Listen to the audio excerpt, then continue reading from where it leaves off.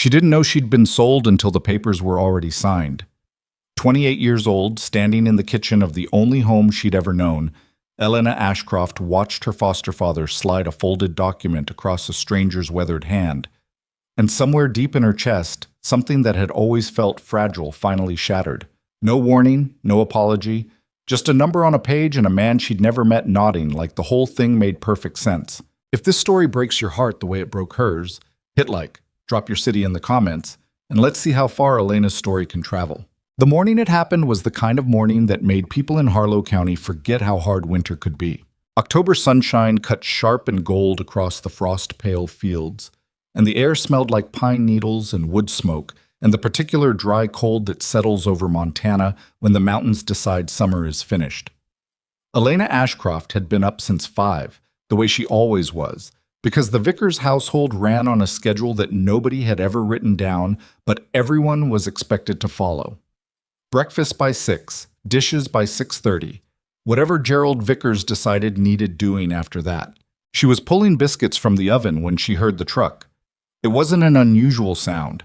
Ranchers and neighbors came and went from the Vickers property often enough, but something about this particular engine made Elena set the pan down slowly. Too deliberate. Too even. Most people who came out to rural Harlow County drove like the roads weren't trying to kill them. Whoever was behind that wheel drove like he had nowhere to be, but exactly where he was going. She wiped her hands on her apron and moved toward the window above the sink. The truck was black and old, but immaculately kept. The kind of vehicle that had seen 20 hard winters and survived every single one of them. The man who stepped out of it was tall, not in an exaggerated way, but in the way that made other men adjust their posture when he walked into a room. He wore a canvas work coat and a hat that had been bent and shaped by years of actual use, not bought that way at a store. His face, when he turned toward the house, was difficult to read. Not cold exactly, but settled. Like a man who had already decided the most important things a long time ago. Elena didn't know his name. She turned back to the biscuits. Gerald Vickers appeared in the kitchen doorway 3 minutes later, already in his good boots, which meant company he wanted to impress. He was a man built for taking up space, wide shoulders going soft with age, a smile that never quite reached his eyes, and the particular confidence of someone who had never once in his life been told no by anyone who mattered. Elena. He said her name the way he always did, like a period at the end of a sentence. Living room, now. She followed him because she'd learned a long time ago that questioning Gerald's tone before she understood the situation rarely ended in her favor. The stranger was already inside, standing near the fireplace but not close to it, his hat in his hands. He didn't look around the room the way visitors usually did. He looked at the floor, briefly, then at Gerald, and then, just for a moment, at Elena. His eyes were dark brown and completely unreadable, and he looked away from her almost immediately, as if he'd been careful not to stare. Patrice Vickers, Elena's foster mother, was perched on the edge of the armchair by the window with her hands folded and her expression carefully arranged into something that was supposed to look regretful, but mostly just looked rehearsed. "Sit down, sweetheart," Patrice said. Elena didn't sit. "What's happening?" Gerald made the small sound in his throat that meant he found her exhausting. "We're in a bind," he said. "Financial situation. The ranch has been struggling. You know that. We've had to make some hard decisions." "What kind of decisions?" The stranger shifted his weight, just slightly. Elena caught it. "Mr. Mercer here has agreed to take on our debt," Gerald said. "The whole of it. $42,000. Agreed to it in full." The number landed in the room like something dropped from a great height. Elena looked at the man, Mercer, who was still not looking at her. "And what does that have to do with me?" Patrice unfolded her hands and refolded them. "The terms of the agreement. What does that have to do with me?" Elena repeated, and her voice came out steadier than she expected. Gerald's jaw tightened. "You've been living under this roof for 16 years. Clothes, food, schooling. That's not nothing, Elena. You owe this family." "I've worked this house every day for 16 years. That's not the same thing, isn't it?" The room went very quiet. Patrice looked at the window. Gerald looked at Elena with the flat, tired expression he always wore when she failed to simply accept something. And the man named Mercer looked at the floor, and Elena noticed, with a strange detachment, that his hands on the brim of his hat were very still. The arrangement, Gerald said, pulling a folded document from the inside pocket of his jacket, is that you go with Mr. Mercer, work his ranch, help with whatever needs helping. A fair arrangement, given everything. Elena stared at the paper. You're selling me. Nobody's selling anybody.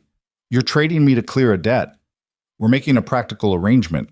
That involves me going to live with a man I don't know on a ranch I've never seen to pay off money I didn't borrow. She looked at Mercer directly for the first time. Did you agree to this? All of it? The way he's describing it? Mercer finally looked up. His expression up close was harder to categorize than she'd expected. Not cruel, not triumphant. There was something careful in it, something almost, she couldn't name it precisely, almost pained. You'll have your own room, he said. His voice was low and even. Your own space. No one will bother you. That's not what I asked? He held her gaze. I know. She waited, but he didn't say anything else. The document was signed 40 minutes later. Elena stood in her room afterward and looked at her belongings.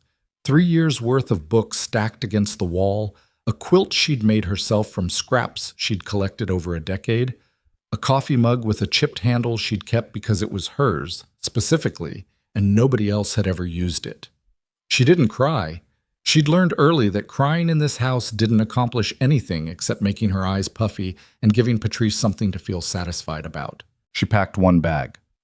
Delia, her foster sister, found her in the middle of rolling up the quilt. Delia was 2 years older, sharper around the edges, and possessed of the particular skill of making almost any sentence sound like a small injury. So you're really going, Delia said from the doorway. Looks like it. You're not even going to fight it? Elena kept rolling the quilt. Fight it with what, Delia? Delia leaned against the doorframe and examined her own nails. I told Mom this was a bad idea, for what it's worth. It's not worth a lot, considering you could have said it before the papers were signed. A pause. Rowan Mercer isn't what people say he is. Elena looked up. What do people say he is? Delia shrugged, but it was the careful kind of shrug that meant she knew exactly what she was doing. Quiet men in big ranches with no family and no explanation for how they got their money. She left the rest of the sentence unfinished, which was a technique she'd perfected years ago. Goodbye, Delia. Delia pushed off the doorframe. Good luck, she said, and her voice had dropped the performance out of it, just for a second. I mean it, actually. Elena didn't answer. What? The drive to Blackstone Ridge took 45 minutes, and neither of them spoke for most of it. Elena sat with her bag in her lap and watched the landscape change from the flat farmland around Harlow to the steeper, rockier terrain that climbed toward the mountains. The road narrowed. The pines thickened. The sky, which had been wide and pale blue all morning, pressed closer as the elevation rose. Mercer drove the way his truck arrived, controlled, unhurried. He kept both hands on the wheel and his eyes on the road and gave her nothing to interpret. She tried anyway.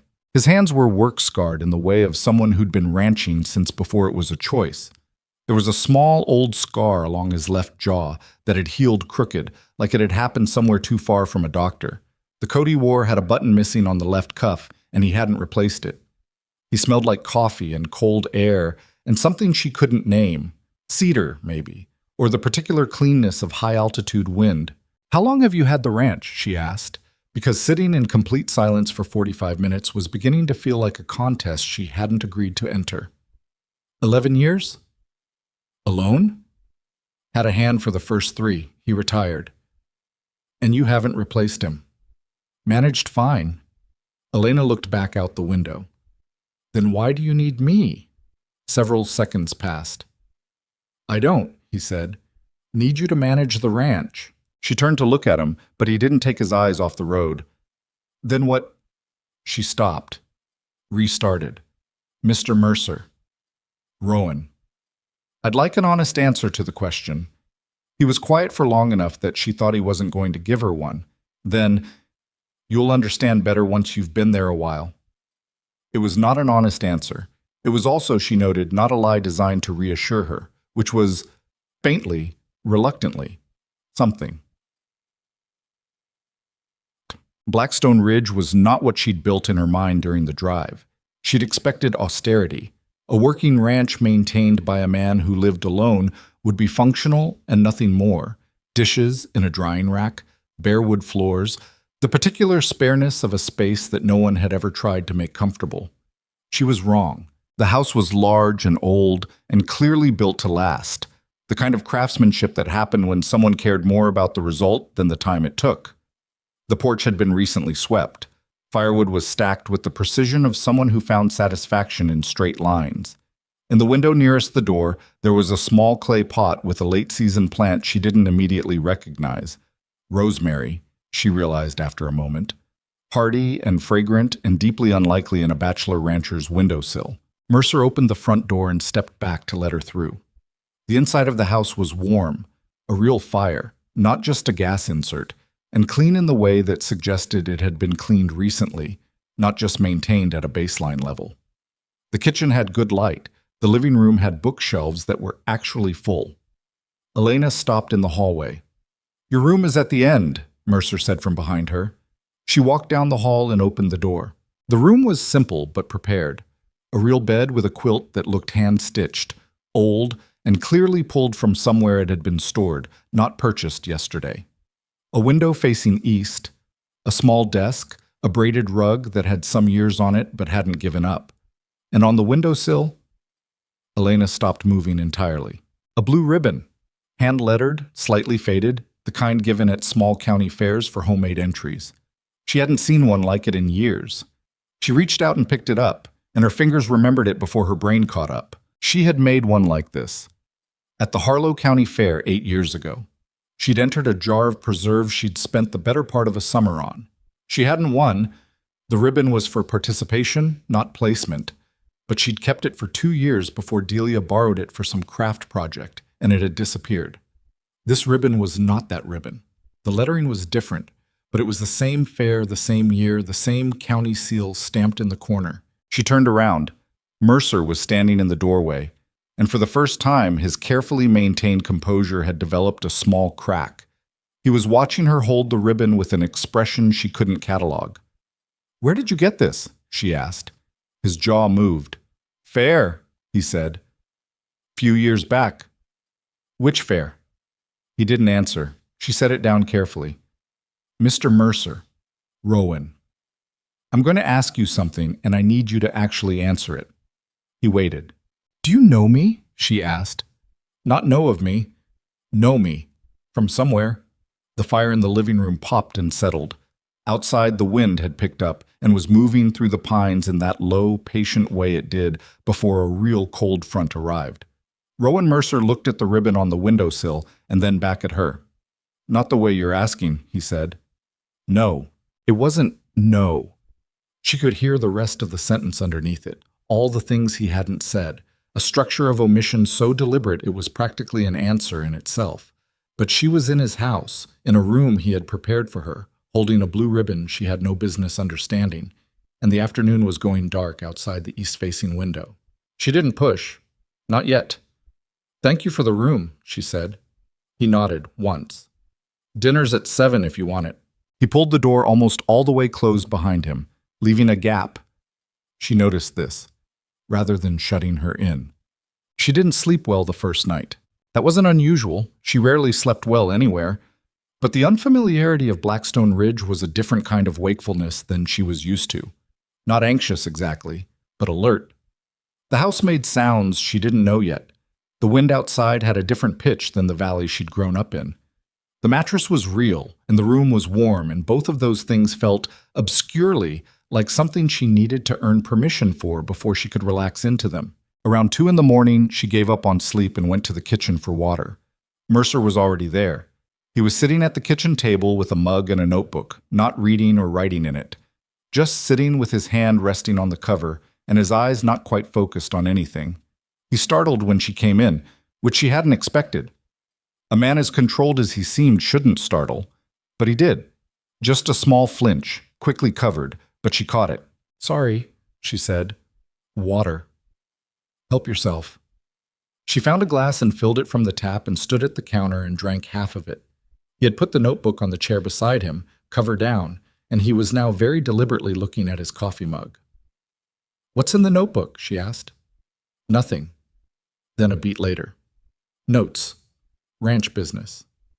She finished the water, set the glass down. "You don't sleep much either." "Enough." "That's not the same thing." He looked up at that, briefly, with the closest thing to surprise she'd seen on his face, like he hadn't expected the echo of his own earlier answer to come back at him. The corner of his mouth moved, not quite a smile, but the beginning of something. "No," he agreed. "It's not." She took her water glass back to the bedroom. She didn't sleep much better after that, but she woke up the next morning with the strange, unsettling sense that she understood something slightly different than she had the night before. Not what, not yet, but the shape of it. On the kitchen table, before she got up, she could hear him moving. The particular cadence of someone who'd been alone a long time and had built a careful, functional life out of it, and who was now moving around his own kitchen with a slightly different kind of attention than usual, trying not to make too much noise. She lay in the east-facing room and listened to the careful sounds of a man who didn't know she was awake. And somewhere underneath the confusion and the anger and the exhaustion of the last 24 hours, a single question she hadn't asked yet began to settle in with the quiet persistence of the first snow. Why this room? Why that ribbon? Why her, specifically, out of everyone Gerald Vickers might have traded to clear a debt? The answer was somewhere in that house. She was going to find it. The first week at Blackstone Ridge passed the way unfamiliar things usually do. Slowly at first, then all at once. Elena had expected resistance. Not violence, not cruelty, but the particular friction of two strangers forced into close proximity, the invisible negotiations over space and routine, and whose habits would yield to whose. She'd lived with the Vickers family long enough to understand that households had power structures as real and rigid as anything written on paper, and she had always occupied the bottom of theirs. She'd expected Blackstone Ridge to be the same, only worse, because at least with the Vickers, she'd known the rules. Rowan Mercer didn't seem to have rules. Or if he did, they weren't aimed at her. He woke before dawn every morning and was already outside by the time she came to the kitchen, which meant the coffee was always made and the fire was always built up, and she never once had to navigate the awkwardness of being the first one awake in someone else's house. He didn't assign her tasks or explain expectations or tell her what time meals were supposed to happen. He just moved through his day with the quiet efficiency of a man who'd been operating alone for a long time, and he left room for her to move through hers. It should have been a relief. It wasn't, entirely. Relief requires a certain degree of trust, and trust was something Elena parceled out in very small quantities, only after extended observation. She observed. He drank his coffee black, 2 cups in the morning, and never touched it after noon. He worked outside in almost any weather without complaint, but he came in when the temperature dropped below a certain point without being told to, which meant he had enough sense to know his own limits, a quality she'd found surprisingly rare in men who worked with their hands. He talked to the horses differently than he talked to people, looser, easier, with a kind of patience that didn't seem like performance. He read at night, serious books, the kind with bent spines and margin notes in his own handwriting, though she never got close enough to read what he'd written, and he never asked her to explain herself. Not once. She'd knock something over in the kitchen and he'd just pick it up. She'd go quiet at dinner for no reason she wanted to share, and he'd let the quiet sit there without poking at it. She'd come in from the barn in a mood she couldn't fully account for, and he'd glance at her once, read whatever he read in her expression, and leave her alone. It was, she realized after about 10 days, the most consideration anyone had ever shown her, which made it more suspicious, not less. On the 11th day, she found the books. She hadn't been snooping, not exactly. She'd been looking for a particular title she'd noticed on the shelf in the living room, something she'd wanted to read for years and never had access to. And she'd been running her fingers along the spines trying to locate it, when her hand stopped on a small paperback tucked between 2 larger volumes. She pulled it out without thinking, and it fell open in her hands. It was a collection of frontier poetry, worn soft with handling, the cover image almost completely faded. Inside the front cover, in handwriting she didn't recognize, someone had written a single line, "For the woman who reads in the barn so she doesn't have to ask permission." Elena stood very still. She turned the book over, put it back, took it out again. The handwriting was careful and even, Not Rowan's, or at least not the same hand she'd seen in the margins of his other books. Older, maybe. Different ink. She put it back where she'd found it and went to find her own book. That evening at dinner, she didn't bring it up. She watched him instead, watched the way he ate and talked about the weather forecast and the fence line on the north pasture that needed attention before the first real snow. And she looked for some evidence that he was hiding something obvious and had simply been clever enough not to show it yet. She didn't find it. What she found instead was more unsettling. A man who seemed, as far as she could tell, to simply be what he appeared to be. Quiet. Careful. Not unkind. She trusted that least of all. "Can I ask you something?" she said when he was carrying plates to the sink. "Sure." "The horses. You've got 6. You run this ranch alone or close enough to it. You don't seem to need the help." She paused. "I keep trying to figure out where I'm supposed to fit here." He set the plates down and turned around, leaning back against the counter with his arms crossed. It was the most casual she'd seen him stand. "What did you do at the vicar's place?" he asked. "Everything they needed?" Everything meaning what? She considered being vague and decided against it.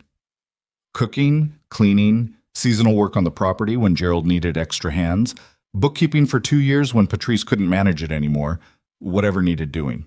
"You do all that because you wanted to?" "I did it because I lived there." "Right." He was quiet for a moment. "You don't have to do any of that here. The cooking, the cleaning. I manage fine." "Then what?" "I'm not going to give you a list of duties, Elena." He said her name like it was a word he'd used before, which was strange because he said it rarely.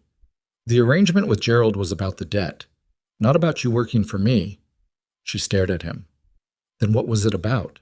His jaw did the thing it did when he was deciding how much to say. "Not yet," he said. "You keep saying that." "I know." "It's not an answer." "No," he agreed. "It's not." He picked up a dish towel and started drying the plates, which was clearly a signal that the conversation was over for now. "There's a mare in the 3rd stall that's been favoring her left foreleg. If you know horses, she'd probably appreciate the attention." Elena knew horses. She'd known horses her entire life and had rarely had the time to give them the kind of attention she actually wanted to. She went to the barn after dinner and spent an hour with the mare, who was a dark bay with a white star and the suspicious eyes of an animal that had been hurt by carelessness at some point and hadn't forgotten it. "Yeah," Elena told her, checking the leg carefully. "I know how that is." The mare turned her head and breathed warm air against Elena's shoulder and didn't pull away. She found the first fare ticket 3 days later. It was tucked inside a glass jar on the windowsill in the mudroom. The kind of jar people used for small things they didn't know what to do with, spare change and old keys and the miscellaneous paper debris of daily life. She'd been looking for a rubber band and she'd upended the jar into her palm, and there it was, a carnival ride ticket, orange, dated 8 years back. The stamp on it was from the Harlow County Fair. She put it back in the jar without saying anything. The next discovery was harder to dismiss. She was helping Rowan clear brush from the fence line on the north pasture. She'd started helping with outdoor work. Not because he'd asked her to, but because standing still had never suited her, and 8 years of managed helplessness had left her with an excess of restless energy. When she spotted something half buried under a fallen branch, a small tin, rusted at the edges, the kind used for candy or small keepsakes. It must have been there a long time. The ground had grown up partway around it. She picked it up without opening it and carried it back to where Rowan was working. "This yours?" He looked at it for a moment. Something shifted behind his eyes. "Where'd you find that?" "Fence line, near the big spruce." He took it from her, held it with both hands. "Yeah," he said. "Mine." "What's in it?" "Old stuff." She waited. He put the tin in his coat pocket and went back to work, and she made a decision in that moment that felt important. She was going to stop waiting for him to explain himself and start looking for the answers on her own terms. That night, she sat at the small desk in her room and tried to think through what she knew. The blue ribbon from the Harlow County Fair 8 years ago. The carnival ticket, same year, same fair. A poetry book with a handwritten inscription about a woman who read in barns. A man who had agreed to take on $42,000 in someone else's debt without negotiating, without hesitation, in exchange for apparently nothing in particular. He had known somehow how she took her coffee. He had somehow known she liked her bookshelves organized by subject rather than alphabetically. She'd noticed on the second day that the books in the living room were arranged that way. He had known, or guessed, that she'd respond better to a horse with trust issues than to a horse that was easy. None of those things were conclusive. Some of them might be coincidence. But taken together, they had a shape that she couldn't quite see the edges of yet. And the not seeing of it was beginning to keep her up at night more than the unfamiliar house sounds ever had. She thought about the notebook she'd seen him sitting with that first night, his hand resting on the cover, the way he'd moved it before she could see it. She wasn't going to snoop through his things. That wasn't the kind of person she was, and it wouldn't have told her anything reliable anyway. But she was going to pay closer attention. Delia showed up on a Thursday. Elena hadn't expected her, which was probably the point. She heard the car before she saw it, a newer model sedan, not Delia's usual truck, and came out onto the porch to find her foster sister climbing out of the passenger side with her sunglasses pushed up on her head and an expression Elena had seen before and never liked. The look Delia wore when she'd decided she was doing someone a favor by showing up. "You look better than I expected," Delia said. "Thanks. Place is nice." Delia looked up at the house with genuine assessment. "Better than nice, actually, huh?" "What are you doing here, Delia?" "Checking on you." She said it simply, like the simplest explanation was always the right one. "Mom and Dad don't know I came." "Okay." Delia sat down on the porch steps, which was the move of someone who planned to stay a while. Elena sat down too, because standing over Delia always felt like a posture she had to maintain. "He treating you all right?" Delia asked. "He's treating me fine." "Fine meaning actually fine, or fine meaning you don't want to talk about it?" Elena looked at the tree line. "Actually fine." Delia picked at a splinter on the step. "People in town talk about him, you know. Rowan Mercer. They don't know much, which is why they talk." "What do they say?" "That he showed up in Harlow County about 12 years ago with enough money to buy the ridge, and nobody knows where he came from before that. That he doesn't come into town much. That he's never had a woman out here." She paused meaningfully. "Until now. I'm not a woman he has. I'm a person Gerald traded for debt forgiveness." "I know what you are. I'm telling you what people say." Elena turned to look at her directly. "Why are you here, Delia? The real reason." Delia was quiet long enough that Elena knew she'd hit something. "Dad's been talking," she finally said, "about the arrangement. I think he's been telling people it was your idea, that you wanted to come here." The anger came fast and hot, and Elena pushed it back down. "Of course he has. I just thought you should know." "Okay. I know." Delia stood up, brushed off the back of her jeans. She looked out toward the barn for a moment, then back at Elena with an expression that was uncharacteristically unguarded. "Just be careful," she said. "That's all. I don't know what Mercer wants, but nobody pays off $42,000 for nothing." Elena said nothing. "Nobody," Delia repeated, softer this time, and went back to the car. Rowan came around the side of the house 10 minutes later and stopped when he saw Elena still sitting on the steps. "Who was that?" "My foster sister." He sat down on the step below hers, which put them at roughly the same eye level, and she noticed he'd done that deliberately. Not looming, not deferring, just leveling. "She come to check on you?" "She came to tell me my foster father is telling people I chose to come here." Rowan's expression didn't change much, but something around his eyes went tight. "Is that right? Does that surprise you?" "No." "Did you know what kind of people they were before you made the arrangement?" He was quiet for a moment. "Yes." Something about the simplicity of that answer hit her harder than she expected. She turned to look at him fully. "Then why didn't you just report them? Tell someone what they were doing? You clearly have money and connections enough to—" "Because that would have taken time," he said, "and time wasn't something you had." The pines moved in the wind. Somewhere in the barn, one of the horses knocked against a stall door. Elena looked at the mountain and then at her own hands. "You keep saying things like that," she said carefully, "things that imply you know more about my situation than a stranger should." He didn't answer. "Rowan." "Yeah. Look at me." He did. I'm not going to fall apart if you tell me the truth. I've handled worse than whatever it is you're holding back. I just need to know, are you dangerous to me? He held her gaze without flinching. No. Are you hiding something that's going to hurt me when I find out? Longer pause this time. I don't think so. You don't think so isn't... No, he said again, more firmly. No. It's not going to hurt you, but it's something I need to tell you right. Not out here on a porch step because your sister's visit scared us both into it. She didn't scare me. I know. I meant me. That stopped her. She looked at him. Really looked. The way she hadn't let herself do since she arrived, because looking too carefully at people had always been something she did at a cost. And found a man who was, underneath all that controlled quiet, visibly holding something heavy. Not dangerous heavy.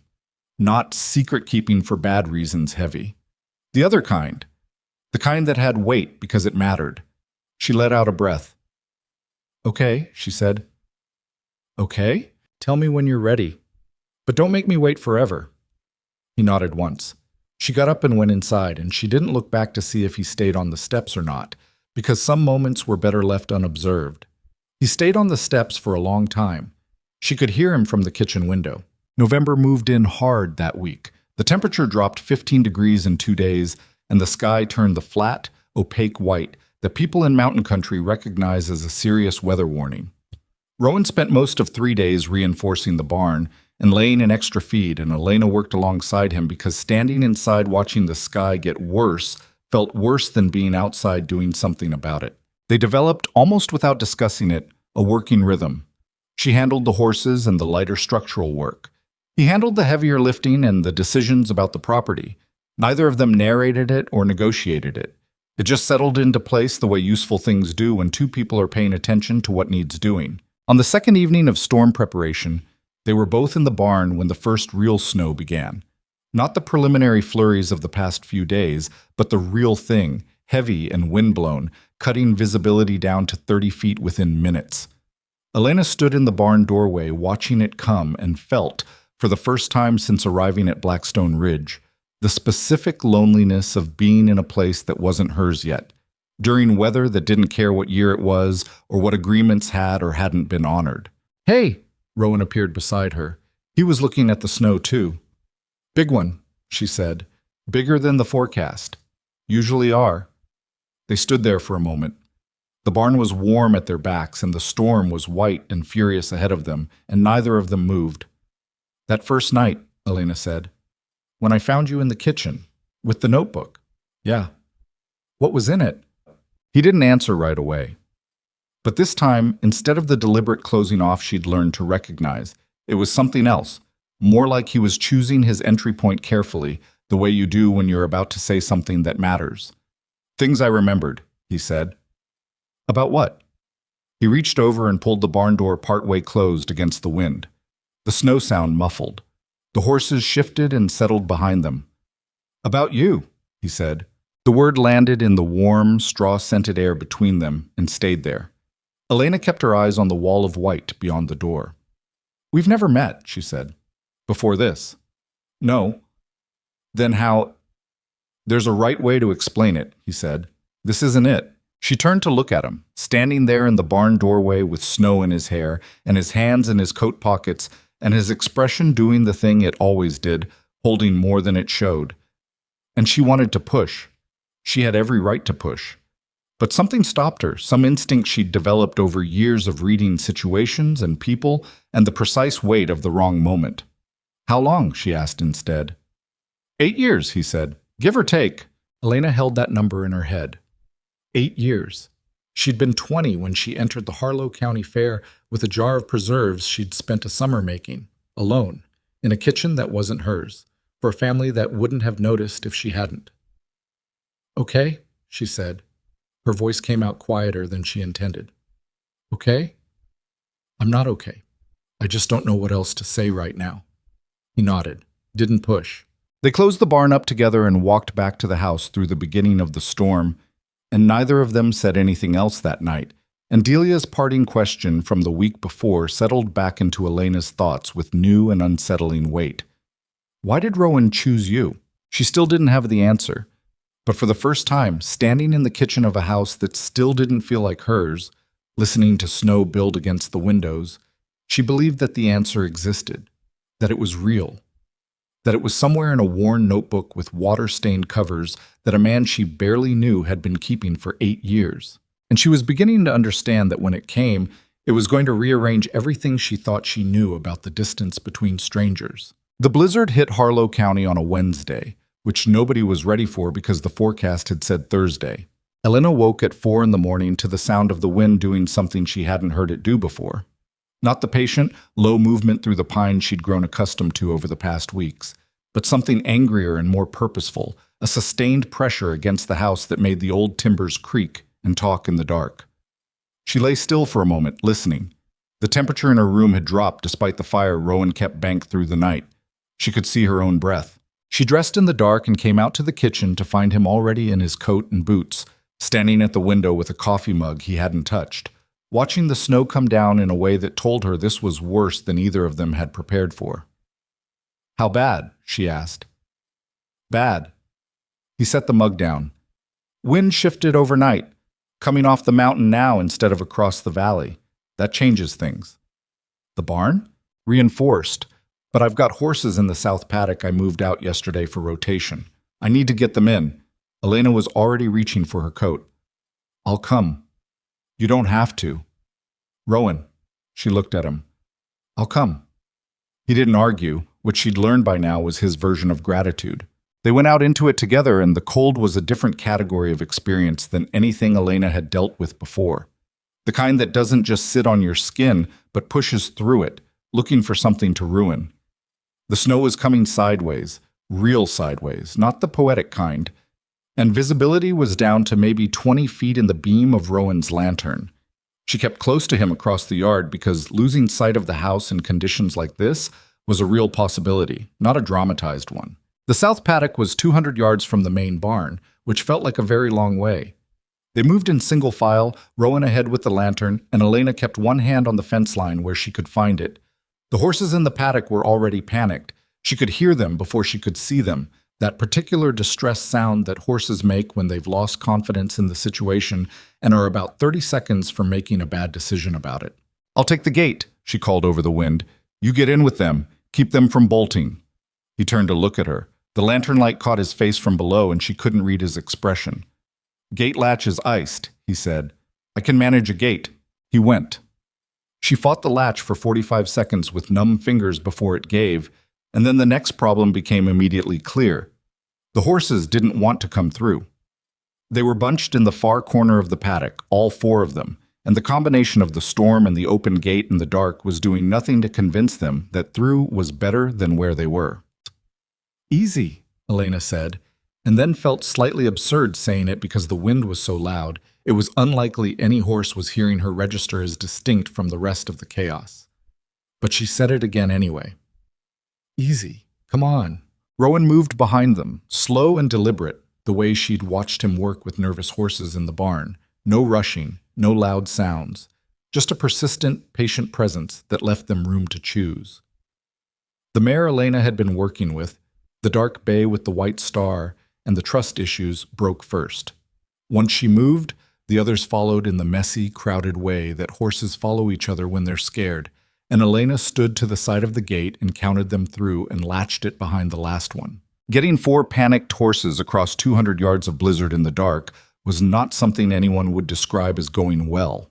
It went, which was the best available description. They skittered and pulled, and once the youngest one, a 3-year-old gray that Rowan called February, stopped completely and refused to move for nearly a full minute while the wind tried to take everyone's hat. But they got them into the main barn, and Elena bolted the barn doors behind her and stood in the relative warmth of the interior and waited for her hands to stop shaking. Rowan was checking each horse in turn, running his hands down legs and flanks, looking for injuries from the scramble across the yard. He was methodical about it, and she watched him work, and something she'd been trying not to feel for several weeks now settled uncomfortably into a shape she couldn't avoid naming. She trusted him, not completely. She wasn't built for complete trust, and she suspected she never would be. But enough. More than she'd trusted anyone in a long time. It was inconvenient. "February's okay?" she asked. "Fine. Scared, but fine." He moved to the next stall. "You all right?" "My hands are numb. Gloves are in the tack room. Should have said. Should have brought my own." He glanced at her. "You brought a quilt and 3 books." "4 books." The corner of his mouth moved. She turned away before she had to deal with what her own face was doing. They stayed in the barn for 2 hours while the storm ramped up to something genuinely alarming outside. Rowan had a small propane heater for exactly this kind of situation, and they sat on upturned feed buckets near the center aisle with their hands wrapped around coffee from a thermos. He'd had the presence of mind to bring and listen to the wind assault the roof. The horses had calmed. That particular quality of barn quiet, animals breathing, straw shifting, the occasional soft knock of a hoof, settled around them, and Elena felt her shoulders come down from somewhere around her ears. "Tell me something," she said. "What?" "Something about yourself, not about the ranch, not about the weather." She looked at the middle distance. "Something I wouldn't guess." He was quiet for a moment. "I used to play piano," he said. She turned to look at him. He was staring at his coffee. "Seriously?" "Through high school, was decent at it." He shrugged one shoulder. "Stopped when I came out here, don't have one." "Why'd you stop?" "Didn't fit the life I was building." "Do you miss it?" Another pause. "Sometimes I hear music and my hands do the thing, start moving without me deciding they should." He looked at his right hand like he was remembering something specific. "Yeah, sometimes." Elena sat with that for a moment. It was such a human, sideways kind of grief. Not dramatic, not a story he'd ever told anyone for effect. Just something that had fit once and didn't anymore, and he'd put it down the way you put down a thing you can't carry on the terrain you've chosen. "I used to draw," she said, and was mildly surprised to hear herself say it. "When I was a kid, before the Vickers." "What kind of drawing?" "Animals, mostly. I was good at horses." She almost laughed at that. "I stopped because Patrice said it was a waste of time. Paper was expensive. I was supposed to be helping." Rowan said nothing, but she could feel the weight of his listening. "I never started again," she said. "I kept thinking I would, keep thinking I will." "You should." "Yeah." "Not a suggestion. You're good with them, the horses. That kind of attention it transfers." She looked at him. "You don't know what my drawings looked like." "No," he agreed. "But I know how you work." The storm gusted hard enough that the barn doors shook in their frame, and both of them looked up instinctively, the way people do when a structure they're inside makes a sound it shouldn't. "It's holding," Rowan said. "Meaning the barn, meaning the doors, meaning more than that too, maybe." It was around this point that a new sound filtered through. Not the wind, not the structure, but something else. High-pitched, intermittent, coming from the direction of the northern fence line. It took Elena a few seconds to place it, and then she was on her feet. "That's horses," she said. "Not ours." Rowan was already moving. He grabbed the lantern and went to the small side door, cracked it against the wind, and listened. It came again, distressed, multiple animals, far enough away to be the neighboring property, but close enough to hear. "The Caldwell place," he said. His face had gone tight. "Their north pasture backs up to our fence. If their horses got spooked and ran—" He stopped. She could see him running the calculation. The ravine. Elena knew about the ravine. She'd seen it from a distance. A long, steep drop along the back of the Caldwell property that the fence was supposed to keep livestock away from.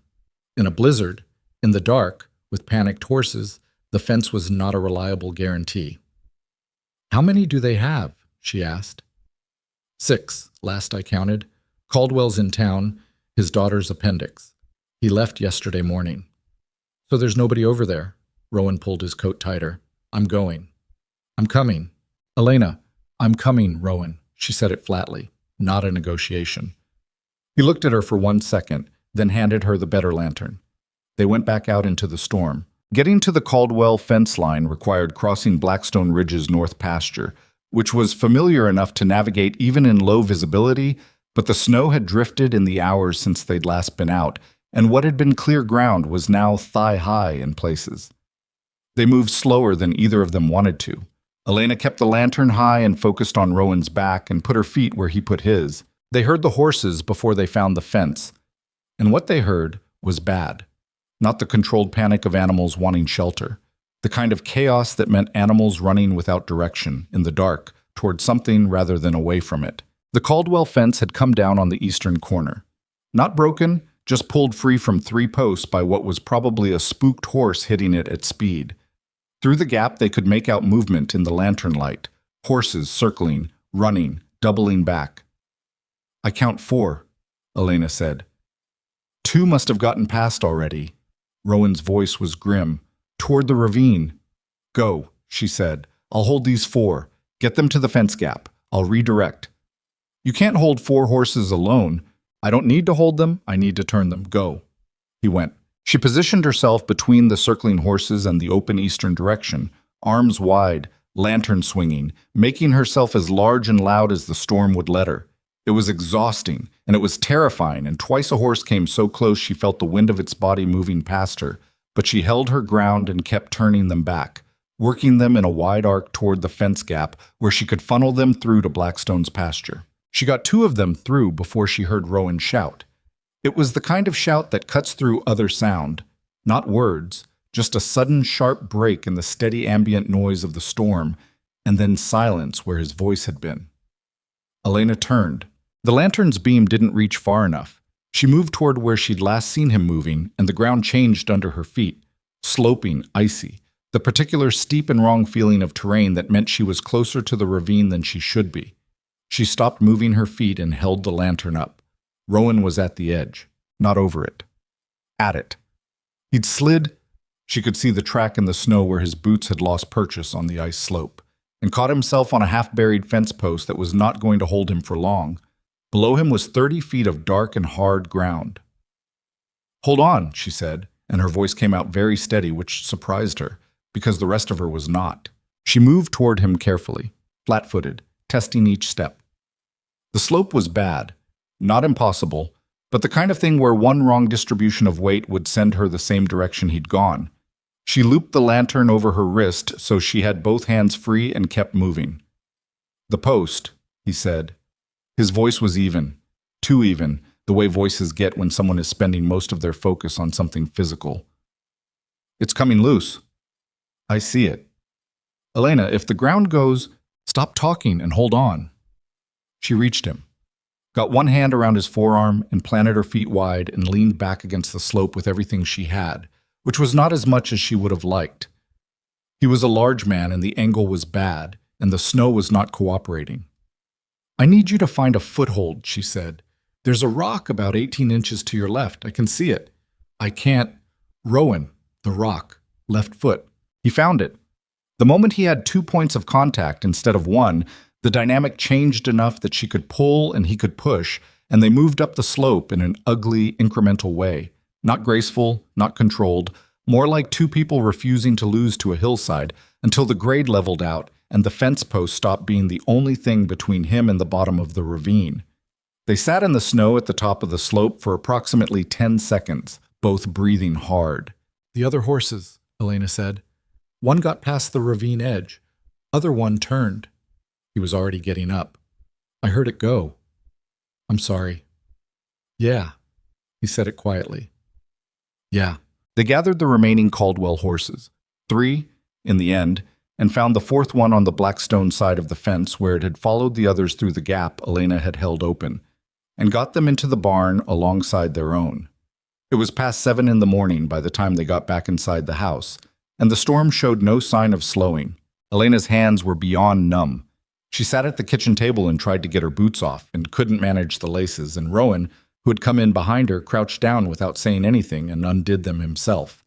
She looked at the top of his head. Snow still in his hair. A cut on the back of his right hand from the fence post, not deep, but bleeding slowly. "Your hand," she said. "It's fine. It's bleeding. I know where the kit is."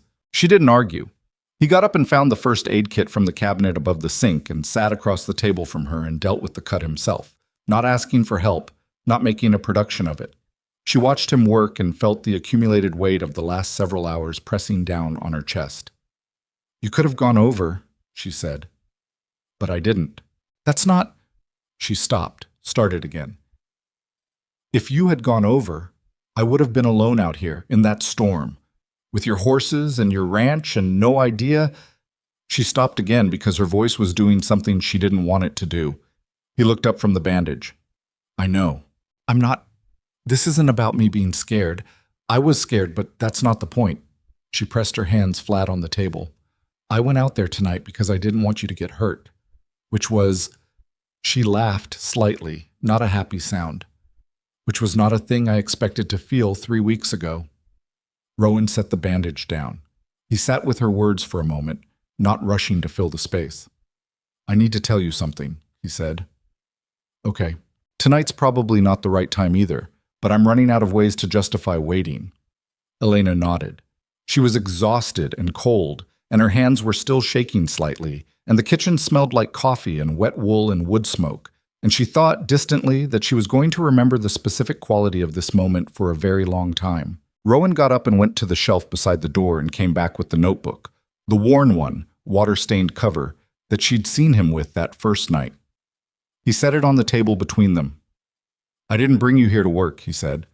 I didn't bring you here because of Gerald's debt. I mean, those things are real, but they're not why. Okay. 8 years ago, Harlow County Fair. He looked at the notebook, not at her. I was there. I was passing through, actually. I didn't know the county, didn't know anyone. I was looking at buying land in the area. It was a Saturday, and the fair was on, and I stopped because it seemed like the kind of place where you could read a town. Elena said nothing. There was a girl, little one, maybe 6 or 7. She'd lost her family in the crowd, and she was standing by the pie booth trying not to cry. People walked past her. A lot of people. He paused. And then this woman, young, maybe 20, she stopped. She had a jar she'd been carrying around all day, preserves she'd entered in the competition. She crouched down and talked to the little girl for a while, and then she gave her every dollar she had in her pocket for a ride ticket so the girl could go on the carousel and stay in one place until her people found her. And then she stayed there with her for 40 minutes until the family came back. The kitchen was very quiet. She missed the competition results, Rowan said. Her entry won a participation ribbon. By the time the family came back and the girl was okay, the woman went back to the booth and the judging was over, and she just took the ribbon and put it in her pocket and walked away. Like it didn't matter. Like the 40 minutes was the point, not the prize. Elena was looking at her own hands on the table. I didn't know your name, he said. I didn't talk to you that day. I was a stranger, and you were busy, and it was just a thing I saw. But I didn't forget it. And after I bought the ridge and settled here, I started to notice you, not in a watching way, just Harlow County is small, and certain people, when you pay attention, you see them. What they do when nobody's offering them anything for it. He opened the notebook to the first page and turned it toward her. It was a dated entry, 8 years ago, October. A paragraph in his careful, even handwriting. She read the first line. Woman at the pie booth, maybe 20, blue coat. Gave her last $5 to a lost kid and waited with her like it was the only thing happening in the world. She turned the pages slowly. There were more entries. Not frequent, sometimes months apart, but consistent. A notation about a woman who'd helped a neighbor with a roof after a storm, quietly, and left before anyone organized thanks. A note about someone who'd found a wallet on the road outside Harlow and spent an afternoon tracking down the owner instead of keeping the cash inside it. Someone who dropped firewood on an old man's porch every November without knocking. He hadn't known her name for most of it. Several entries just said the woman from the fair. Her name appeared for the first time 4 years in, written in the same steady hand, like he'd finally confirmed something he'd long suspected. Elena Ashcroft. That's her name. She closed the notebook, set her hands on top of it. Her eyes were burning, and she was furious about that. You watched me for 8 years, she said. Not watched. Noticed. I know there's a difference. Her voice came out rough. I'm not saying it wrong. I know what you mean. She looked at him. Why didn't you just talk to me? At some point in 8 years? Because you were in a situation that wasn't mine to walk into, he said. And because every time I thought about it, it sounded like exactly what it sounds like right now. Crazy. It does sound crazy. Yeah. And also not, she said. Which is the part that's messing me up. He sat back. He looked tired in a way she recognized, not body tired, but the tired of carrying something heavy for a long time, in a direction you weren't sure was right. When Gerald came to me, Rowan said, when I heard what he was planning, what he intended to do with you, the people he was talking to, his jaw tightened. I'm not going to tell you the details tonight, but it was worse than what happened. What I did was the fastest way to stop it. Elena absorbed that slowly. You weren't supposed to feel like a transaction, he said. I know it did. I know I couldn't explain it the right way on the day. I'm sorry for that.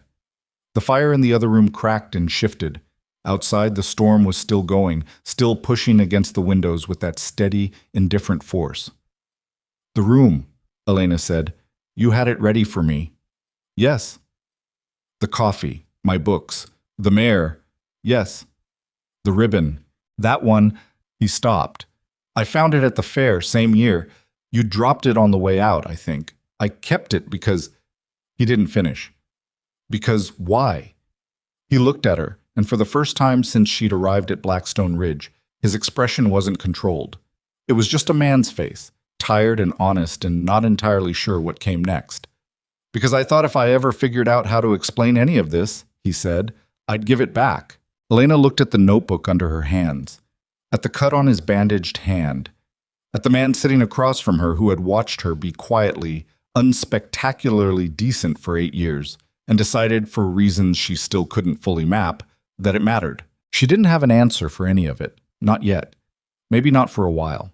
The feeling in her chest was too complicated to name cleanly. Not gratitude, not quite. Not anger anymore, though the shape of it was still there underneath. Something that had more to do with the terrifying, inconvenient realization that she was seen, specifically, by someone who had chosen to see her without asking for anything in return.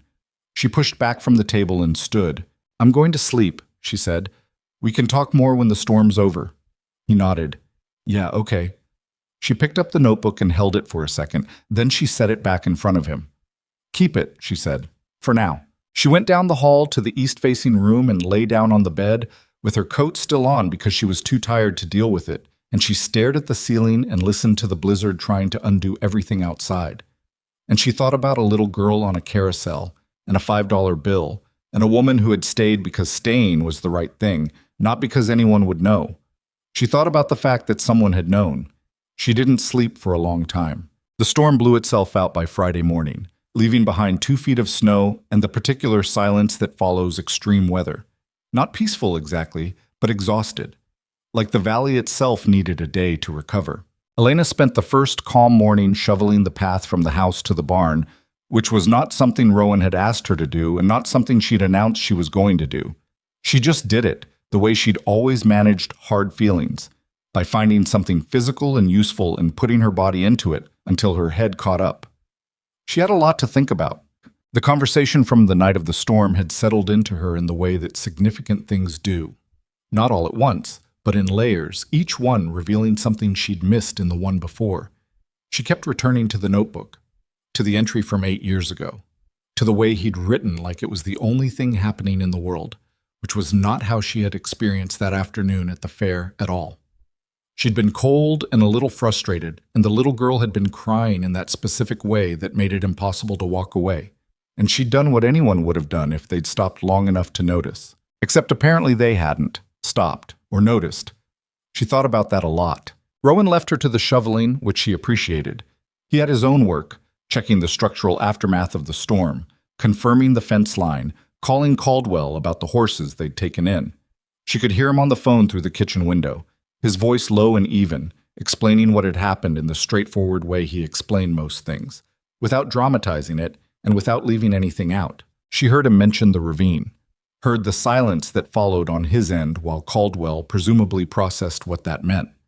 Then Rowan said something she couldn't make out, and the conversation moved on. They didn't talk about the notebook again that day, or the next. Not because it was being avoided. It wasn't, or at least it didn't feel that way to Elena. It was more that the conversation had opened something that needed air before it could go further, and both of them seemed to understand that without discussing it. What changed between them was quieter than she expected, more practical. He started explaining his decisions about the ranch rather than just making them, which was a small thing but not a small thing. She started asking questions that weren't tests, which was the biggest change of all. They ate dinner together and talked about Caldwell and the fence and the coming winter season, and it felt for the first time like a conversation between two people who had agreed to be in the same place rather than two people who'd had it decided for them. It was 12 days after the storm when the car came back. Not Delia's borrowed sedan this time. A newer car, darker, with a Billings plate and the look of something rented. Elena was in the barn when she heard it, and some instinct, old and well-trained, made her stay where she was for a moment before going out. She heard Delia's voice first, then a man's voice she didn't know, then Gerald Vickers and the sound of his boots on the porch stairs, and something in Elena's chest tightened into a shape she recognized from years of living in that house. The specific bracing that happened when Gerald walked into a room with an agenda. She put down the brush she'd been using on the bay mare and went outside. There were 4 of them on the porch. Gerald and Patrice in her good coat, the one she wore when she needed to look like a certain kind of woman. Delia, standing slightly apart from the others with her arms crossed and an expression Elena couldn't read from this distance. And a man she didn't know, 50s. City dressed in a way that looked wrong against the Montana snow, carrying a briefcase and the particular confidence of someone who'd been paid to be difficult. Rowan had come around from the side of the house. He was standing at the base of the porch steps, not going up, not going back. Elena walked across the yard. Gerald saw her coming and arranged his face into the version of itself that was supposed to look paternal. She'd hated that face for 20 years. Elena, he spread his hands. We've been worried about you.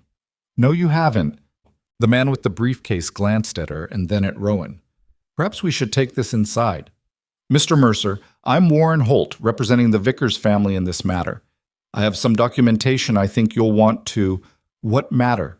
Elena said. Holt blinked at her, slightly thrown by being addressed before he'd addressed her. The matter of your current arrangement. There are questions about the legality of the original agreement, and my clients believe that you may have been coerced, shall we say, into a situation without adequate— That's interesting, Elena said, given that your clients are the ones who made the arrangement without asking me. Elena. Gerald's voice carried the tone she'd heard 1,000 times, the one that meant, stop making this difficult. We're here because we're concerned. You're living here under circumstances that aren't— It's not appropriate, is all. Warren can explain the legal side of it, but the bottom line is we think you should come home. She looked at him for a long moment, looked at Patrice, who was examining the middle distance, looked at Delia, who was looking at the snow. Who's paying for Warren? Elena asked. Holt opened his mouth. Gerald spoke over him. That's not— Who is Gerald? A pause. A family friend has taken an interest in the situation. What family friend? His name is Barrett. He's a businessman out of— Let me guess, Elena said. He made a different offer for me, before Rowan did, and you turned him down because Rowan's offer was better, and now Barrett's funding a legal challenge to get what he originally wanted through the back door. The silence on the porch was very specific. Rowan, who had not said a word yet, turned to look at her with an expression she'd never seen on him before. Something close to surprise, and underneath it, something that looked uncomfortably like relief, like he'd been waiting to see whether she'd put it together on her own, and she had. Gerald recovered. That's a very dramatic interpretation. Tell me I'm wrong. He didn't. Holt tried again. The legal question is whether the original agreement constitutes a valid— Can I see your documentation? Rowan asked. Holt looked at him. Of course. If we could step inside. Here is fine. Holt opened his briefcase and produced a folder, which he handed to Rowan. Rowan took it, opened it, and read it with the same unhurried attention he gave everything. Elena watched his face while he read. He didn't react, which meant either the content was what he expected, or he was very good at not reacting, and she'd known him long enough now to suspect it was the first one. He closed the folder. 2 things, he said. First, the original agreement between myself and Gerald Vickers was a debt settlement, not a custody arrangement. Elena isn't named in it. She made her own decision to come here. He glanced at Elena briefly. You're welcome to ask her. She was under duress, Holt began. Second, Rowan reached into his coat and produced his own envelope, which he held out to Holt. I had my own attorney prepare that about 3 days after Elena arrived. Given who Gerald is and the kind of arrangements he's been making, I expected this conversation eventually. I just expected it sooner. Holt took the envelope with the expression of a man recalibrating. He opened it and read. Something in his posture changed. Not dramatically, but enough. "This is a full accounting," he said. "Of the debt settlement, yes. Notarized, filed with the county, and copied to the sheriff's department." Rowan kept his voice level. "It also includes documentation of 3 separate occasions over the past 4 years where Gerald Vickers entered into debt arrangements involving members of his household. Elena isn't the first. If your client wants to open a legal conversation about the validity of these arrangements, I'm comfortable having that conversation." Gerald's face had gone through several colors and arrived at something that wasn't quite any of them. "You had no right," he started. "I had every right," Rowan said. "I also had the time to do it properly, which you didn't account for." He wasn't loud, wasn't aggressive, just very clear, the way solid things are clear. "Elena is not your property, Gerald. She never was. Whatever you told yourself about 16 years of food and shelter, she worked for every bit of it and then some. And the ledger does not balance in your favor." Patrice made a sound, not quite a word, just an exhale of something that might have been shame if she'd been a slightly different person. Delia said, quietly and to nobody in particular, "I told them not to come." Holt was still reading. He turned to Gerald with the expression of an attorney who'd just realized his client had not given him the full picture. "Gerald, some of these records are accurate," Elena said. "All of them." She said it calmly. She'd spent the last 12 days and the better part of 28 years getting to the point where she could say that sentence in that tone, and it cost her something to say it, but less than she'd expected. Gerald looked at her. The paternal face was gone. What was underneath it was smaller and less interesting. Just a man who'd run a calculation and discovered his numbers were wrong. "You don't have anywhere else to go," he said. He said it like it was still true, like it still mattered. "Yes, I do," Elena said. It wasn't complicated. It wasn't triumphant. It was just a fact, stated plainly by a woman who'd recently learned the difference between those two things. Holt closed his briefcase. He said something quiet to Gerald that Elena didn't catch, and Gerald's jaw tightened, and for a moment he looked like he was going to push further. He didn't. He'd done the calculation again and gotten the same answer. They left the way they came. Gerald and Patrice in the rented car without looking back. Holt following. Delia was the last one to the car, and she stopped at the bottom of the porch steps and looked at Elena. "Barrett," she said. "He wasn't a good option. I figured. Dad he didn't think it through. He never does."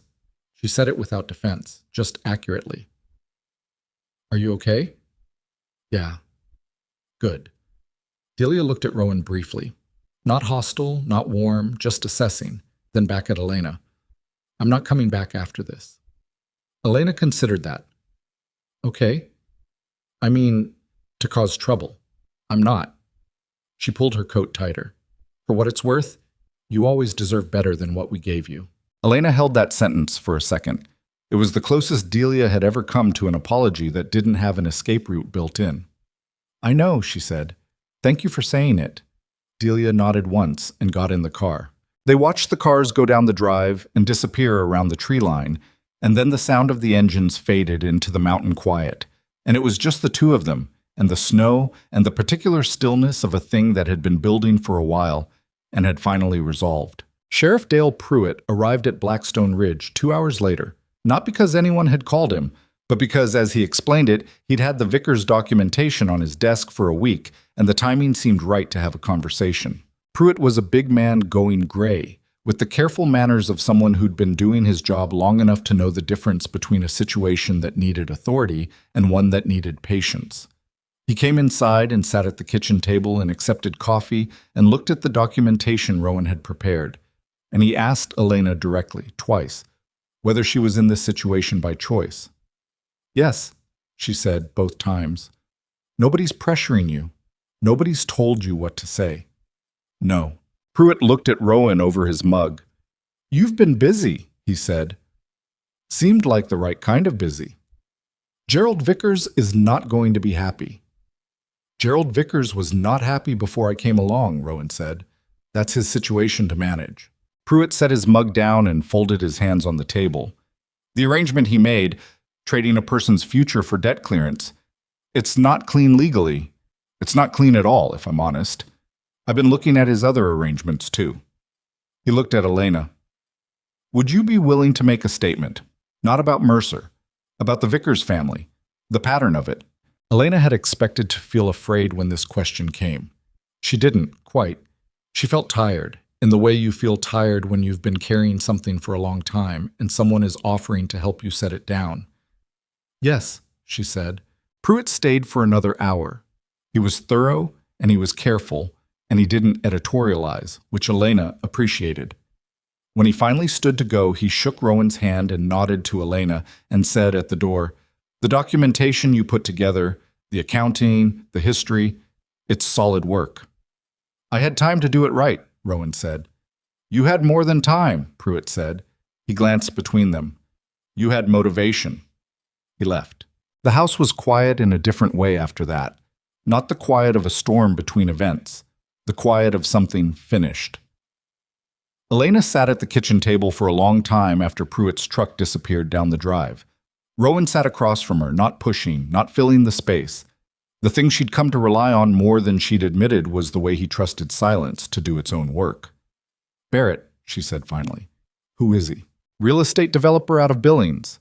He'd been circling the Vickers property for 2 years. Gerald owed him money, different debt, different arrangement." He paused. "Barrett has a pattern, too, with women who don't have a lot of options." She looked at the table. "That's what you meant when you said the alternative was worse." "Yes. And you found out about it when?" "About 6 weeks before I went to Gerald." His voice was even, but she'd learned to hear what was under it. "I heard something from someone in town, and I looked into it because—" He stopped. "Because you'd been paying attention," she finished. Yes, she thought about that, about the specific weight of it. A man who had noticed her quietly, from a distance, for 8 years, and then spent 6 weeks building a case so that when the moment came, he was ready. Not because she'd asked him to, not because he'd told her he was going to, just because he'd decided she was worth the effort before he'd ever spoken a word to her. "That's a lot," she said. "I know. It's not—" She searched for the right word. "It's not scary, the way I thought it would be when I first started figuring it out. It's just a lot." "Yeah." She looked at him directly. "Why not just tell me? From the beginning? Why all the not yet and the waiting?" He was quiet for a moment. "Because if I'd walked in that first day and said, 'I've been watching out for you for 8 years, and I know how you take your coffee, and there's a notebook,' you'd have run, and you'd have been right to." She opened her mouth, closed it. "I needed you to see the place first," he said, "to see that it was real, that I wasn't, that the intention wasn't to own you or to make you owe me something. The only way that makes sense is if you see it, not if I tell you." Elena sat with that. He was not wrong. She knew, with the clear-eyed certainty of someone who'd spent a lifetime reading situations for survival, that he was not wrong. If he'd told her on that first October morning what she now knew, she would have found a way out. She would have assumed the worst. She'd been built by 16 years with the Vickers to assume the worst. "I hate that you're right about that," she said. Something shifted in his expression. Not quite a smile, but close. "Yeah." She stood up and went to the window. The snow outside was brilliant in the afternoon light, unmarked now except for the tracks from Pruitt's truck. The mountains were clear today, the way they got after a big storm. Every edge sharp, every line definite. "Gerald said I don't have anywhere else to go," she said. "I know. He's not entirely wrong, in a practical sense. I don't have money saved. I've never had a place that was mine." Rowan didn't say anything. "But that's not the same as not having options," she said. "I want to be clear that I understand the difference." "I know you do." She turned around. He was watching her with that careful, steady attention she'd stopped finding unsettling somewhere around the second week, and she looked back at him and let herself do it without looking away. "I'm not staying because I have to," she said, "or because I'm grateful, or because you spent $42,000. Okay.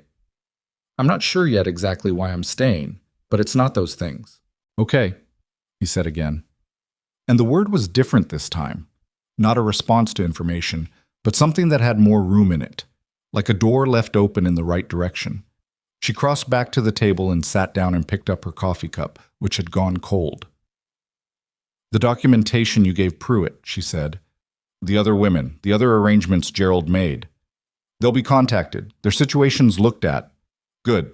It took longer than it should have. That's on me, partly. I should have... You did what you could do when you knew, she said. Don't take on more than your share. He looked at her. Something in his expression shifted the way it had that night in the barn, opening slightly in a way he didn't seem entirely comfortable with, but was choosing anyway. You do that for everyone else, he said. You never do it for yourself. She considered denying it. Didn't. Working on it, she said. Outside, one of the horses in the paddock called out. The bay mare. Elena recognized her voice by now. And from inside the barn, another horse answered. The ordinary conversation of animals in an ordinary afternoon, and Elena sat at a kitchen table in a house that was beginning, slowly, with all the awkwardness and uncertainty that real things require to feel like hers. Not because someone had given it to her, not because she'd had no other choice, because she was choosing it, one small decision at a time, with her eyes open. That was different from anything she'd had before. Different in a way she didn't have clean language for yet, but she was working on that too. The sun moved across the floor in the slow way it did in winter, and neither of them rushed it. Spring came to Harlow County the way it always did, not all at once, but in arguments. A warm week followed by a hard frost, mud and then snow and then mud again. The mountains held their white longer than the valley, and some mornings Elena would stand at the east-facing window of her room and watch the light come up over the peaks and think about how the same landscape that had tried to kill them in November looked, in April, like it had never intended anything but this. She'd stopped calling it her room sometime in February. She wasn't sure exactly when. It had happened the way most real changes happened, not with a decision, but with a gradual accumulation of small facts. Her books on the shelf instead of stacked against the wall. Her quilt on the bed instead of folded at the foot. The chipped coffee mug she'd brought from the vicar's house sitting on the kitchen counter next to Rowan's, because somewhere along the way it had migrated there, and neither of them had moved it back. The legal situation with Gerald Vickers resolved in March, not with drama, but with paperwork, which was how most things that actually mattered seemed to resolve. Sheriff Pruitt had been thorough. The picture that emerged from his investigation was not a pleasant one. Gerald had made 3 similar arrangements over 7 years, all involving women with limited resources, and no one positioned to push back. 2 of those women were contacted. One spoke to the county attorney. The resulting process was slow and imperfect, the way legal processes are, and Elena had no illusions that it would end in anything clean or fully satisfying. But it moved, and movement was more than there had been before. Gerald did not go to jail. What he got was a formal censure, a civil filing that would follow his name in county records, and the particular punishment of a small community knowing what he'd done. In Harlow County, that last one carried its own weight. Patrice left for her sister's place in Billings in early March, and didn't come back, at least not that anyone mentioned to Elena. Barrett, the businessman from Billings, lost interest once Pruitt's investigation made the whole arrangement too visible to be worth pursuing. That was the thing about men like Barrett. They needed the dark to operate. Light didn't have to be dramatic to be effective, it just had to be steady. Rowan told Elena most of this at the kitchen table over the course of several evenings. Not as a presentation, but in pieces. The way information comes when 2 people are talking regularly about things that matter. She asked questions. He answered them. Sometimes the answers were incomplete because that's what he had, and he said so rather than filling the gaps with something that sounded better. She appreciated that more than she'd ever said out loud. What was harder to talk about was the thing between them that had been building since November and had no clean name yet. It wasn't that they avoided it. They didn't, exactly. It was more that they were both people who had spent a long time being careful with the things they needed most, and careful takes time to unlearn even when you've decided you want to.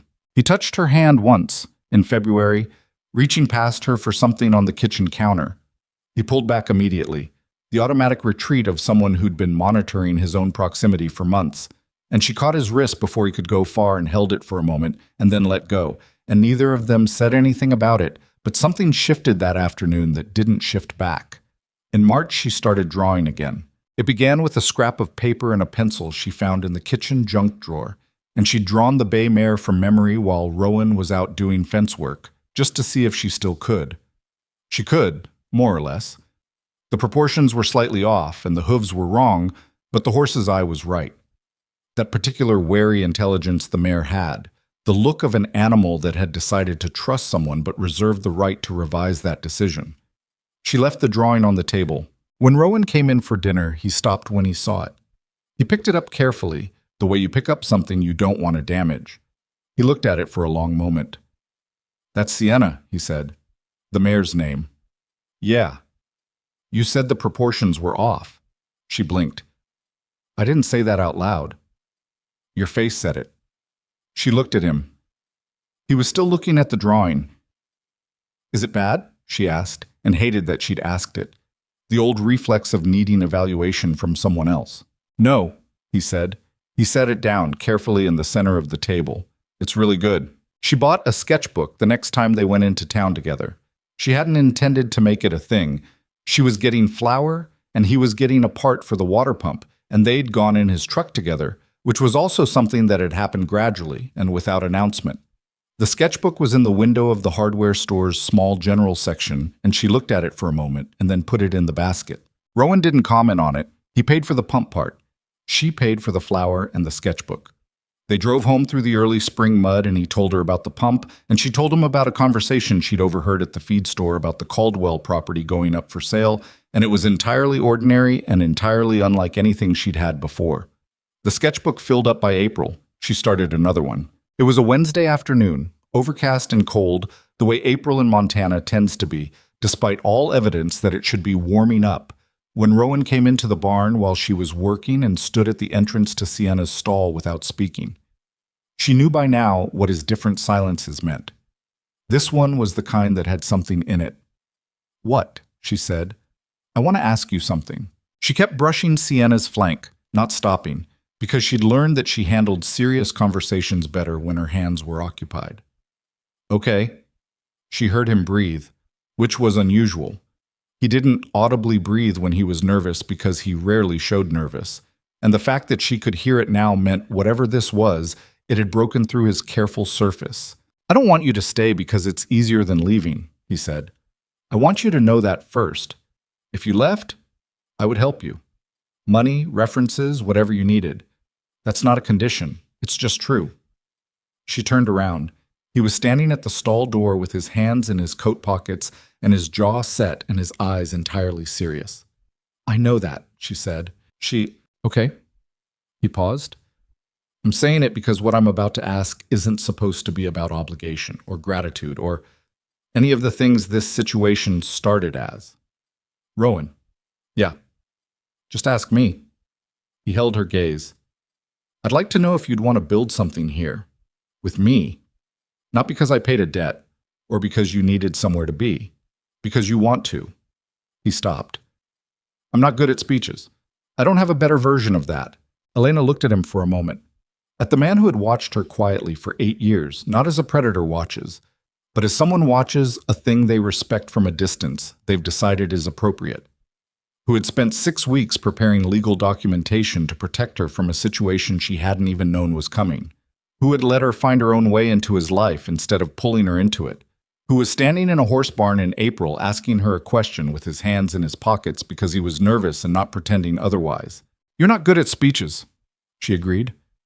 "No." That was terrible, actually. Something moved across his face. Relief and embarrassment and something warmer underneath. "Yeah. Ask me again," she said. "Simpler." He looked at her. "Stay."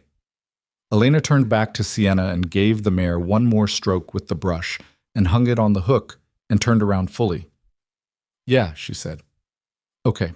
It wasn't romantic in the way people mean when they say romantic. There was no music, and the barn smelled like horses, and outside it was trying to sleet. But he crossed the short distance between them, and she let him. And when he put his arms around her, it was the kind of hold that didn't perform anything, just solid and careful and real, the way everything about him tended to be when she wasn't looking for it. She stood there and thought, with the clear and slightly stunned certainty of someone who'd spent a long time not having this. I picked this. Nobody handed it to me, and nobody took something else away to make it happen. I picked it. That was the part that mattered most. Not the arms, not the barn, not even the man, though he mattered more than she'd admitted to herself until right now. The choice. The fact of it being hers. She'd never had that before. They got married in September, which was neither of their ideas originally, and both of their ideas eventually. Elena had not spent any portion of her life planning a wedding, which turned out to be an advantage because she had no preconceptions to disappoint. Rowan had even fewer, which was consistent with his general relationship to ceremony. What they ended up with was small and honest and slightly impractical in the way real things are. The frontier church at the edge of Harlow was old and drafty, and the floor creaked, and half the congregation were people Elena had known for years without ever being close to, and the other half were people who knew Rowan in the limited way the community knew him. By reputation more than conversation, Caldwell came. He'd come back from Billings in spring after his daughter's recovery, and he and Rowan had rebuilt the north fence line together over 3 weekends, and the relationship between them had solidified into the kind of neighborly bond that frontier communities run on. Not intimate, but reliable, which is its own form of warmth. Pruitt came in his off-duty jacket and shook Rowan's hand and nodded at Elena with the expression of a man who considered this a satisfactory outcome to a situation he'd monitored for several months. Delia came alone. She sat in the back of the church, and she didn't make eye contact with Elena before the ceremony. But when Elena walked past her on the way out, Delia reached out and briefly touched her arm. Elena stopped. "You look like yourself," Delia said. It was a strange thing to say, but Elena understood it immediately. "Yeah," she said. "I think I finally do." Delia nodded. She left after that, before the small reception at the Blackstone Ridge property, and Elena watched her go and felt the particular mixture of things that complicated relationships leave behind. Not resolution exactly, because Delia was who she was, and that wasn't going to change, but something that had less sharp edges than it used to. The reception was at the ranch because it was their place, and they hadn't wanted to be anywhere else. Someone brought a dish Elena hadn't asked for, and someone else brought 2 bottles of wine, and Caldwell's daughter, still moving carefully after her surgery, sat on the porch with a quilt Elena had made and said it was the best quilt she'd ever felt, which was not objectively true but was kindly meant. At some point in the evening, when the sun was going down behind the mountains and the air had that particular September quality, warm and cold at the same time, summer remembering itself while fall made plans, Elena found herself standing at the edge of the yard with a glass of wine and the strange, grounded feeling of a person who is exactly where they're supposed to be. Rowan came and stood beside her, not behind her, beside. "How are you doing?" he asked. "Weird," she said. "Good weird." "Yeah. I keep waiting for the other shoe." He looked at the mountains. "Does it feel like there is one?" She considered that honestly. "No," she said. "That's what's weird." He was quiet for a moment. "I've been meaning to tell you something." "Okay." "The notebook." He paused. "I stopped keeping it, the entries, back in November." She turned to look at him. "The night of the storm," he said. "When you pulled me back from the ravine, I had this thought afterward that I didn't need to write things down anymore, because you were here. I wasn't watching from a distance anymore." He said it simply, without drama. Seemed like the right time to stop. Elena looked at the tree line where the last light was going amber and gold and thought about a woman at a county fair 8 years ago who had given her last $5 to a frightened child for a carousel ride. Not because it was significant, not because anyone was watching, but because the child needed something and she had it, and that was the whole of the math. She thought about how that one afternoon, that one unobserved act of ordinary decency, had threaded its way through 8 years and a mountain winter and one man's careful, patient attention and landed here, in this yard, in this life. Not like a fairy tale, not like a reward for good behavior, more like evidence that the things you do when no one is watching are still real, that the person you are in the small moments is still a person, fully, even when no one is cataloging it. And occasionally, rarely, the universe demonstrates this in a way you can actually see. "I used to think," Elena said, "that nobody was paying attention to the small stuff, the daily stuff, Whether you helped someone or walked past them, whether you stayed or left. She looked at her wine. I thought it just went into nothing. I know. You proved that wrong. She glanced at him, which is irritating, by the way. How so? Because now I have to believe it all mattered, all of it, which means I also have to believe all the times I didn't help or walked past or... That's not how it works, he said. How does it work then? He thought about it for a moment, which she appreciated because he didn't just say the easy thing. You're not the sum of your worst moments, he said. Or your best ones either. You're the direction you're pointed. He paused. The kid at the carousel. You didn't do that because you knew I was watching. You did it because that's the direction you were pointed. Elena let that sit. It was true. She had no alternative version of that afternoon where she'd walked past that little girl. It simply wasn't in her, not the person she'd been at 20 and not the person she was now. Not because she was extraordinary. She'd met extraordinary people, and she knew she wasn't one. She was ordinary in most of the ways that word meant, with a temper that came out wrong sometimes and a tendency to go quiet when she should speak. And 16 years of defended edges she was still, slowly, learning to soften. But the direction. That part had always been true. What Rowan had done was notice it. What he had done, over 8 years and $42,000 in one terrible blizzard, was treat that direction like it meant something. That was what she'd never had before. Not love exactly, though that was part of it. Being treated like your direction mattered. Like the choices you made when nobody was watching were the real ones, and the real ones were worth something. Sienna had a foal, she said abruptly. He turned to look at her. When? Yesterday morning, while you were at Caldwell's. I was going to tell you... She shook her head. I got distracted by the wedding. Is she okay? She's perfect. He's perfect. She paused. I sat with her for 2 hours. She didn't want anyone else there, but she let me. Elena looked at her hands. She trusts me now, fully. I didn't think she ever would. Rowan was quiet for a moment. What are you going to name him? She thought about it. Something that fits, she said. I'll know it when I see him in the morning light. She named him October because that was when everything had started, and because it seemed right to name something living after a month that had changed the direction of her life. He was a dark bay like his mother, with a crooked white star that didn't match Sienna's clean one. A little off, a little his own, already showing signs of the same wary intelligence his mother carried. In the weeks after the wedding, Blackstone Ridge settled into its autumn rhythms, and Elena settled into them too. She kept drawing. The horses mostly, but also the mountains and the particular quality of October light on the north pasture, and sometimes, from memory, the faces of people she'd known. She had the idea, gradually firming into a plan, of approaching the county fair board about doing illustrations for their program. Small work. Local. Probably unpaid to start. Rowan said go ahead without hesitation. She'd expected discussion and gotten complete confidence, which was still occasionally disorienting. What if they say no? She'd asked. Then you'll know, he'd said, and you'll ask someone else. She'd looked at him. That's it? That's your advice? You stopped because Patrice said it was a waste of time, he said. You've been treating that like information ever since. It wasn't information, it was Patrice.